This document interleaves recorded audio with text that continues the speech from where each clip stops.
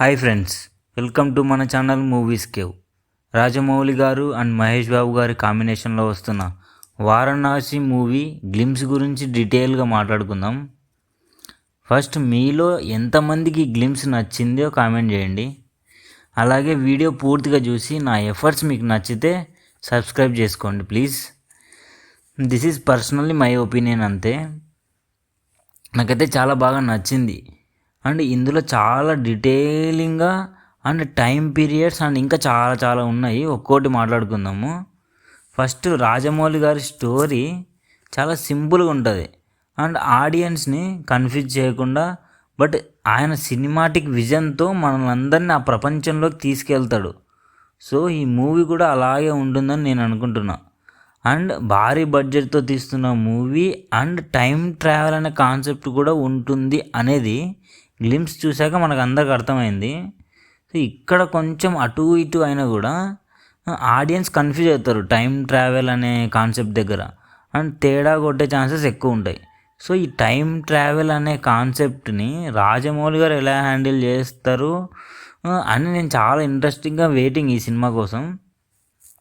And glimpse ఎండింగ్లో #globe trotter and #time trotter అనే వస్తుంది కదా.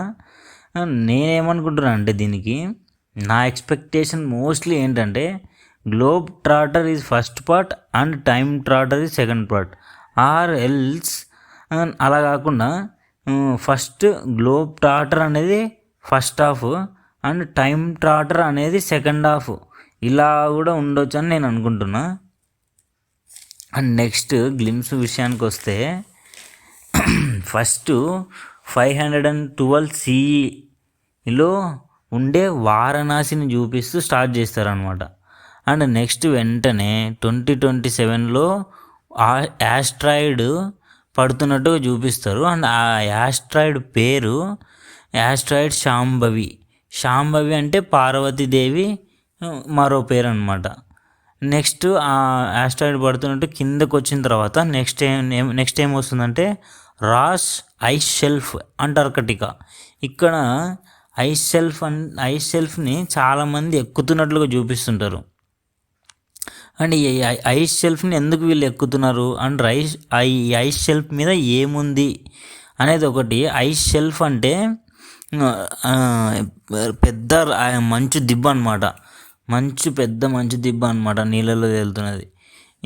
దీన్ని వీళ్ళు ఎందుకు ఎక్కుతున్నారు అనేది ఒకటి. అండ్ నెక్స్ట్ దీన్ని అప్ అండ్ డౌన్ చేస్తూ కింద ఒక షిప్ని చూపిస్తారు అనమాట. షిప్పు కరెక్ట్గా 2 ముక్కలు అయినట్టు చూపిస్తుంటారు. ఇందులో ఏముంది అనేది నాకు అర్థం కాలేదు, ఎందుకు ఇలా ఇది చూపించారు, ఇక్కడ డీటెయిలింగ్ అనేది కొంచెం అర్థం కాలేదు. అండ్ నెక్స్ట్ వెంటనే అంబశోలి వైల్డ్నెస్ అని చెప్పేసి ఆఫ్రికా ఇక్కడికి వెళ్తుంది.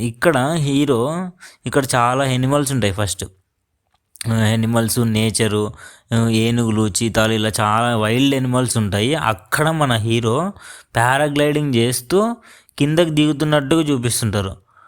అండ్ నెక్స్ట్ దీని తర్వాత మన హీరో ఇక్కడ ఒక హిపోపోటమస్లు అన్నీ కలిపి ఒక కోతిని అటాక్ చేస్తుంటే ఇక్కడ చివర్లో మన హీరో అండ్ హీరోయిన్ ఉంటారు. ఈ కోతిని హీరో కాపాడుతున్నట్టుగా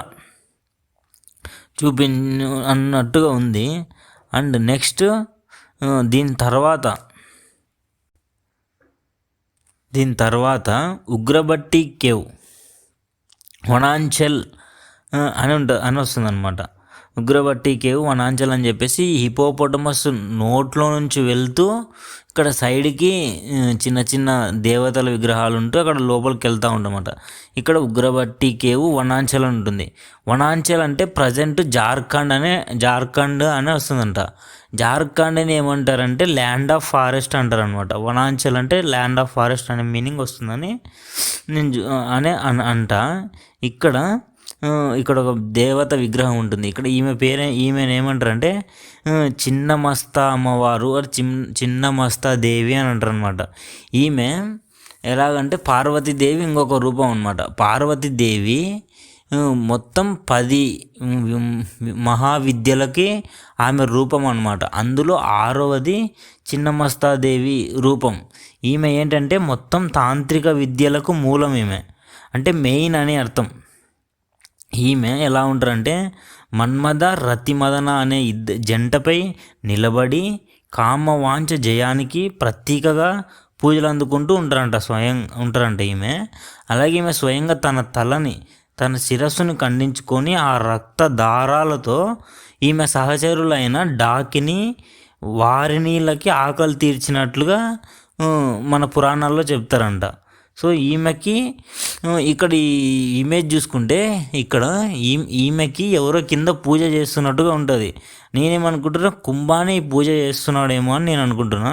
అండ్ పైన మన మందాకిని కిందకు పడుతున్నట్లుగా ఉంటుంది. అలాగే హీరో ఇక్కడ సైడ్కి ఆమెను కాపాడే ప్రయత్నం చేస్తున్నట్టుగా ఉంటుంది. అండ్ నెక్స్ట్ ఇది అయిపోయిన వెంటనే నెక్స్ట్ ఎక్కడ రాముడు అండ్ కుంభకర్ణుడు వార్ సీన్ స్టార్ట్ అయ్యింది అనమాట. మణికర్ణిక ఘాటు ఇక్కడ ఒక్క నిమిషం ring and war scene start అయినట్టు ఉంటుంది. అండ్ నెక్స్ట్ రాముడు కుంభకర్ణుడి యొక్క వార్ సీన్ స్టార్ట్ అవుతుంది. గ్లోబ్ ట్రాటర్ ఈవెంట్లో రాజమౌళి గారు చెప్తారు కదా, ఫస్ట్లో మహేష్ బాబు గారికి రాముడి వేషం వేసి ఫోటోషూట్ చేసాము అని చెప్పేసి. నాకు తెలిసి నాకు అనిపించింది ఏంటంటే ఈ మూవీలో ఈ రాముడు కుంభకర్ణుడు యొక్క వార్ సీన్ అనేది ఉండొచ్చు. అలాగే రాజమౌళి గారు చెప్పారు కదా రామాయణంలో ఒక ముఖ్య ఘట్టాన్ని తీస్తున్నామని చెప్పేసి, అది ఇదే అయి ఉండొచ్చు అనుకుంటున్నాను నేను. ఇక్కడ ఒకసారి చూడండి, హనుమంతుల వారు స్టార్ట్ అవుతారు. హనుమంతుల వారు తోక మీద ఒక రథం వెళ్తూ ఉంటుంది. అక్కడ కుంభ వెళ్తున్నారని అంటున్నారు చాలామంది. మరి నాకు ఆ డీటెయిలింగ్ అక్కడ ఎవరు వెళ్తున్నారని అర్థం కాలేదు, కానీ అక్కడ ఒక రథం అయితే వెళ్తుంది, అదొకటి. నెక్స్ట్ అలాగే ముందుకు వెళ్ళే కొద్దీ మనం ఒక ఉట్టి కొట్టడానికి ఎలా ఉంటామో అలాగే ఇక్కడ వానరులందరూ కలిసి రాముణ్ణి అలా నించోబెడతారు అనమాట పైన. అక్కడ నుంచి రాముడు బాణం వేస్తుంటాడు, ఎదురుగా కుంభకర్ణుడు ఉంటాడు. అలా అసలు ఆ విజువల్ సూపర్ ఉంటుంది, ఒకసారి చాలా బాగుంటుంది ఆ విజువల్. అండ్ నెక్స్ట్ ఇక్కడ నుంచి మణికర్ణిక ఘాటుని ఫస్ట్ ఏమంటారంటే చాలా ఏంటంటే పార్వతీదేవి రింగ్ ఆర్ ముక్కు పుడక ఏదో మణికర్ణిక ఘాట్ అక్కడ పడింది అనేది పురాణాల్లో చెప్తారనమాట. దీని తర్వాత ఏంటంటే నెక్స్ట్ స్టార్ట్ అవుతుంది. ఇక్కడ ఒక త్రిశూలం పట్టుకొని మహేష్ బాబు గారి ఎంట్రీ ఉంటుంది. అరే చాలా అసలు సూపర్గా ఉంటుంది అనమాట ఎంట్రీ. మహేష్ బాబు గారి ఎంట్రీ ఇలా త్రిశూలం నుంచి ఇలా ఫేస్ టర్న్ ఇలా ఇచ్చేటప్పుడు అక్కడ ఒక 2 సెకండ్లు మహేష్ బాబు గారి ఫేస్ చాలా ప్రశాంతంగా ఉన్నట్టుగా అనిపిస్తుంది. తర్వాత వెంటనే జూమ్ అవుట్ అయ్యే కొద్దీ ఆయన ఫేస్లో రౌద్ర రూపం ఉంటుంది.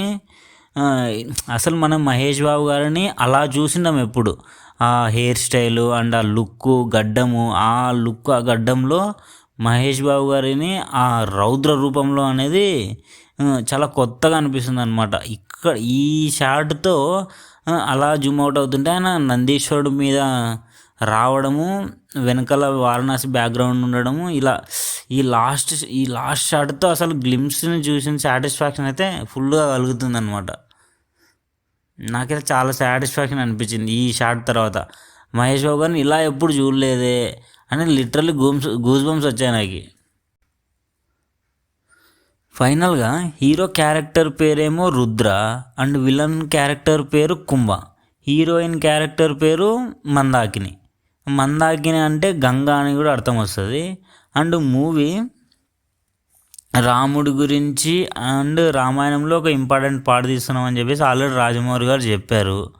అండ్ ఇందులో చిన్న మస్తక దేవి అంటే పార్వతి దేవి విషయం వస్తుంది. రుద్ర అంటే మనం శివుని గురించి మనం రుద్ర రూపుడు అని అంటాం కదా, అలాగ అనుకుంటున్నా. నాకెందుకో ఈ మూవీలో రామాయణము రాముడు మరియు శివుడు ఈ కాంబినేషన్లో దీనికి ఏదో లింక్ చేస్తూ ఏదో స్టోరీ ఉండొచ్చు అని అనుకుంటున్నాను నేను. అలాగే టైం ట్రావెల్ కాన్సెప్ట్ ఉంది అంటున్నారు. సో ఈ స్టోరీ మనం ఈ హింట్స్ ఇవన్నీ పట్టుకొని ఎంత ఎతికినా మనం ఎన్ని స్టోరీలు రాసినా కానీ రాజమౌళి గారి స్టోరీ మాత్రం మనకు దొరకదు. అలా దొరికితే ఆయన అంత పెద్ద డైరెక్టర్ ఎందుకు అవుతారు కానీ. సో ఫైనల్గా ఏంటంటే waiting for Varanasi movie. Thank you.